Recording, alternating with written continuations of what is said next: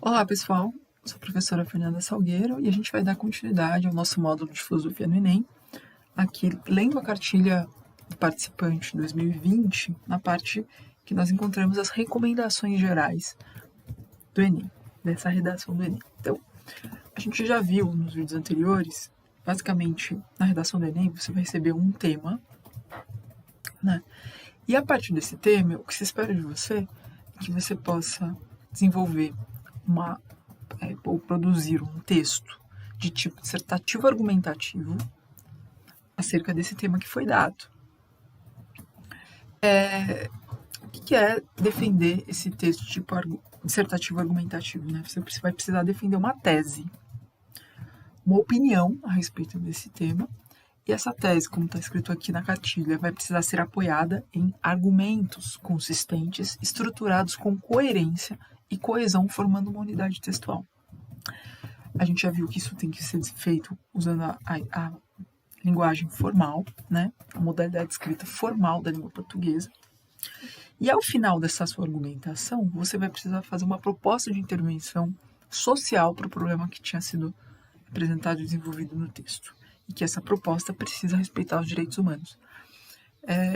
Quem quiser esmiuçar um pouco mais cada parte desse processo de escrita, recomendo muito que vocês deem uma olhadinha na cartilha do participante, produzido pelo INEP, que é o órgão que faz o Enem. Eu vou deixar o link aqui embaixo da cartilha em PDF. E eu acho que vale a pena, porque ela tem exemplos. A partir de cada critério, daquelas 5 competências que nós vimos, se apresentam formas de contemplar essas competências e formas também em que essas competências, pelas quais essas competências são violadas. Então é legal porque vocês vão ter exemplos práticos, concretos de como fazer isso, tá? Aqui a cartilha apresenta pra gente um quadro geral do que se espera, o que é fazer uma redação no Enem, né? Então a gente vai passar rapidamente aqui, quero ler com vocês isso que eu considero importante. Então, primeiro, apresentar esse ponto de vista e desenvolver justificativas para comprovar esse ponto de vista e depois fazer uma conclusão que feche essa discussão. É isso que se espera de vocês nessa redação. E aí, o que é ponto de vista? Então, a cartilha apresenta algumas definições, isso é bacana, né? Ponto de vista é a ideia que você vai defender no seu texto. O que são esses argumentos, né, em que você tem que se apoiar para defender esse ponto de vista? São as justificativas para convencer o leitor a concordar com você. Basicamente, é a sua tentativa de responder por quê. Por que defender isso? Como você pode fazer essa defesa? Quais são as estratégias argumentativas para defender um ponto de vista? Você pode se valer de exemplos, dados estatísticos, pesquisas, fatos comprováveis, citações ou depoimentos de pessoas especializadas no assunto.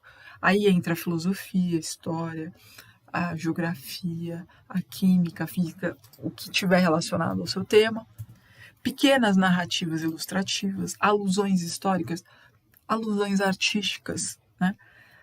Comparações entre fatos, situações, épocas, lugares distintos, quer dizer, comparação, associação. E aí, no final, nesse último parágrafo, como a gente tinha visto, você vai precisar fazer uma proposta de intervenção. E aí, essa proposta de intervenção tem que responder algumas questões básicas.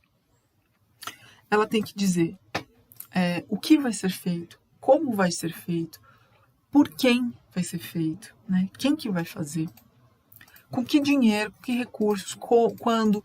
Então, você precisa meio que dar aquelas perguntinhas, o que, como, quando, onde, quem. É um pouco isso, né, que vai precisar aparecer nessa proposta de intervenção. Lembrando que tudo isso precisa aparecer respeitando os direitos humanos, né? A cartilha também dá alguns exemplos de argumentos e parágrafos que desrespeitaram os direitos humanos e que foram zerados nessa competência, que é a competência número 5, né, da proposta de intervenção.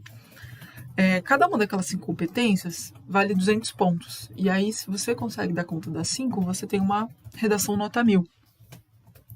Caso você apresente uma proposta, por exemplo, que não dê conta, né, que, por exemplo, viola os direitos humanos, aí se zera nessa competência número 5, né? Então, é importante, se você quiser, é importante a gente olhar para todas essas competências e tentar dar conta de todas, né? E aí, aqui nesse ponto 4, a cartilha ela fala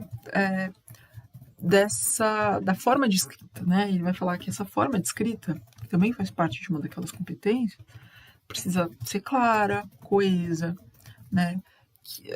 Permitindo que o leitor entenda suas ideias, precisa seguir a grafia das palavras de acordo com o novo acordo ortográfico, as orações, períodos e parágrafos devem estar bem construídos com pontuação adequada, ponto final, vírgula. As ideias devem se relacionar entre si. Então, tudo isso que a gente já viu. E aqui, para a gente finalizar, as recomendações da cartilha, né? Então, primeiro, antes de escrever o texto, você deve fazer uma leitura cuidadosa da proposta apresentada, dos textos motivadores e das instruções, para compreender perfeitamente o que está sendo solicitado. Né? Cuidado para não fugir do tema, cuidado para não fugir da proposta. O tema da redação sempre vem acompanhado na proposta de textos motivadores, como eu já tinha falado. Em geral, são textos em linguagem verbal e linguagem não verbal, ou seja, na forma de imagens, e muitas vezes até de gráficos, que remetem ao tema proposto a fim de orientar a sua reflexão. Para elaborar uma redação de qualidade, você deve seguir as seguintes recomendações.